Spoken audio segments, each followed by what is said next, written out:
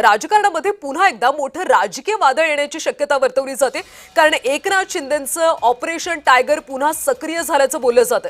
ठाकरे गटाच्या खासदारांची एकनाथ शिंदेंसोबत बैठक झाली आणि या बैठकीला 9 खासदारांपैकी 8 खासदारांच्या उपस्थितीची सध्या चर्चा सुरू आहे। ठाकरे गटाच्या खासदारांचं पक्षांतर करण्याचं आश्वासन आहे। राजकीय वर्तुळात पुन्हा मोठा बॉम्ब पडण्याची सूत्रांची माहिती आहे।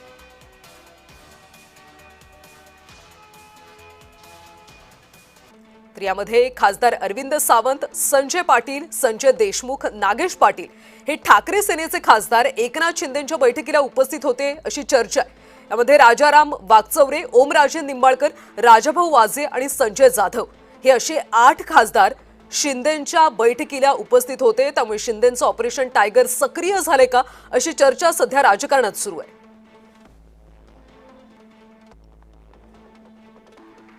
आणि या सगळ्या संदर्भात अधिकचे अपडेट्स घेऊयात आमचे प्रतिनिधी शुभम उमाळे यांच्याकडून।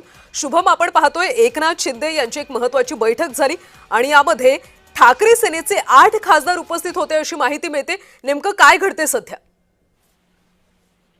कल्याणी, पुन्हा एकदा ऑपरेशन टायगर कुठेतरी सक्रिय होताना दिसून येत आहे, कारण की एका वृत्तपत्रांनी दिलेल्या बातमीनुसार कुठेतरी उद्धव ठाकरे यांचे खासदार यांनी एकनाथ शिंदे यांची बुधवारी रात्री उशिरा एका खासगी ठिकाणी भेट घेतलेली आहे आणि या भेटीमध्ये त्यांची चर्चा देखील झाल्याचं समजून येत आहे। नेमकं या चर्चेमध्ये काय झालं हे जरी समजलं नसलं तरी मात्र कुठेतरी पुन्हा एकदा या खासदारांच्या भेटीमुळे लक्ष केंद्रित होत आहे की एकनाथ शिंदे हे ऑपरेशन टायगर राबवत आहेत आणि कुठेतरी पुन्हा एकदा उद्धव ठाकरे यांना धक्का देखील बसण्याचे स्पष्ट संकेत जे आहेत ते देखील दिसून येत आहे। ठाण्यामध्ये एका गुप्त ठिकाणी ही बैठक झाल्याचं समजून येत आहे आणि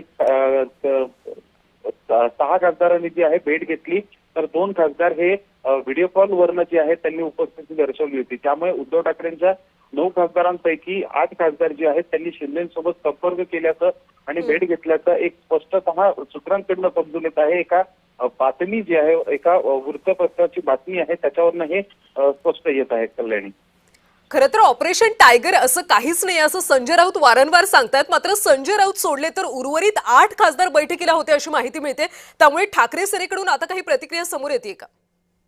अर्थातच अजूनपर्यंत कोणती प्रतिक्रिया समोर आलेली नाही आहे। भेट घेतली की नाही घेतली हे पाहणं देखील तेवढंच आता महत्वाचं असणार आहे। काही दिवस आधी काही खासदारांनी शिंदेच्या खासदारांसोबत डिनर डिप्लोमसीमध्ये देखील सहभागी झाले होते। त्यानंतर त्यांनी फक्त आम्ही शुभेच्छा देण्यासाठी भेट घेतली आहे असं सांगून त्या गोष्टीला पूर्णविराम मिळाला होता। पण मात्र आता थेट एकनाथ शिंदेची मुंबईमध्ये, ठाण्यामध्ये भेट घेतली आहे। त्यामुळे आता नेमकं काय उत्तर ठाकरेंचे खासदार देतात आणि इतकंच नव्हे तर त्यांच्या पक्षांतर्गत देखील काय आता हालचाली घडतात हे पाहणं महत्वाचं असणार आहे। कुठेतरी राजकीय वर्तुळात एक मोठा टर्न बसण्याची शक्यता आहे।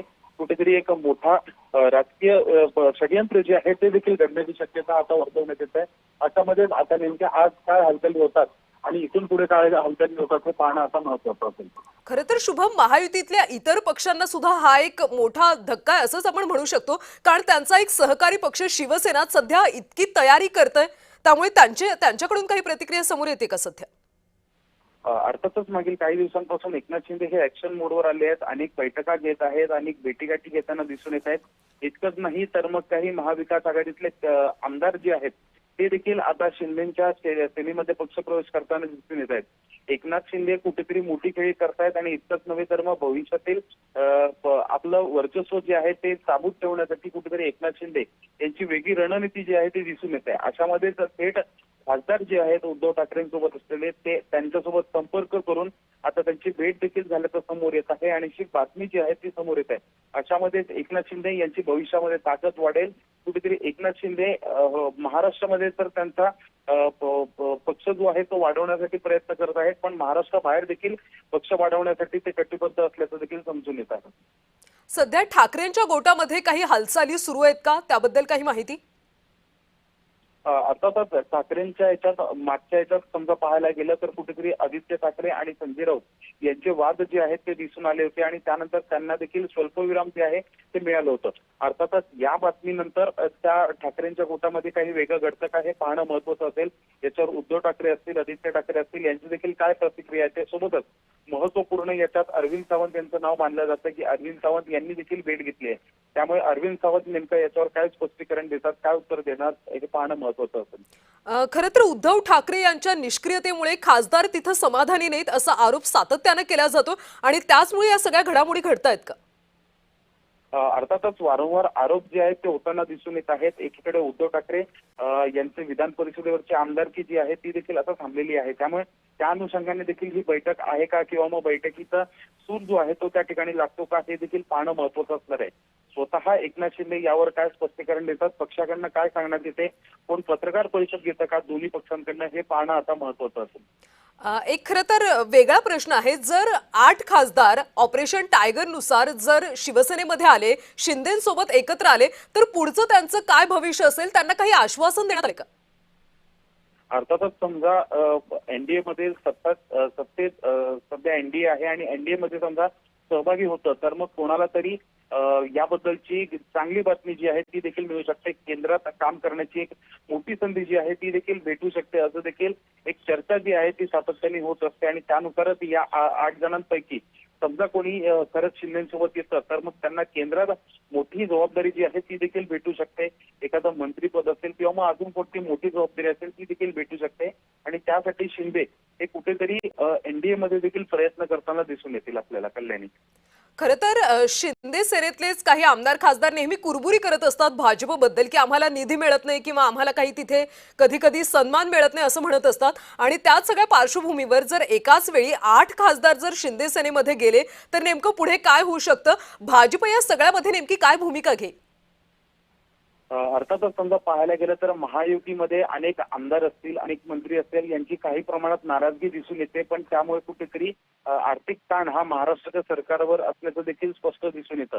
अशामध्ये समजा नुकत्याच झालेल्या अर्थसंकल्पीय अधिवेशनमध्ये अनेक तडजोडी ज्या आहेत त्या अर्थमंत्री आणि मुख्यमंत्री देवेंद्र फडणवीस यांच्याकडनं करण्यात आलेल्या आहेत. त्यामुळे कुठेतरी या तक्रारी ज्या आहेत त्या भविष्यामध्ये थांबतील असा एक अंदाज वर्तवण्यात आला होता. त्यामुळे नेमकं आता नवीन जे पक्षप्रवेश होतील किंवा नव्याने काम करण्याची संधी ज्यांना मिळेल त्यांच्याकडनं असाच सूर असेल की नाही असा प्रश्न निर्माण होतो किंवा एक संभ्रमाचं वातावरण जे आहे ते दिसून येतं.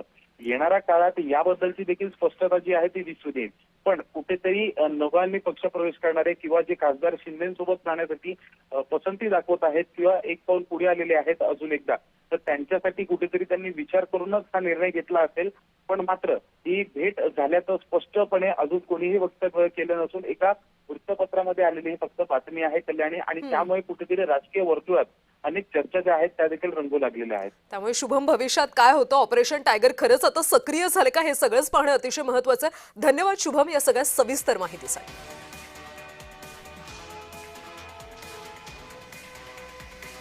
तर बैठकीला 9 खासदारांपैकी 8 खासदार उपस्थित होते अशी माहिती मिळते. त्यामुळे सध्या शिंदेंचं ऑपरेशन टायगर आता सक्रिय झाले का हे पाहणं महत्त्वाचं आहे. राजकीय वर्तुळात पुन्हा मोठा बॉम्ब पडण्याची शक्यता आता सूत्रांनी वर्तवली.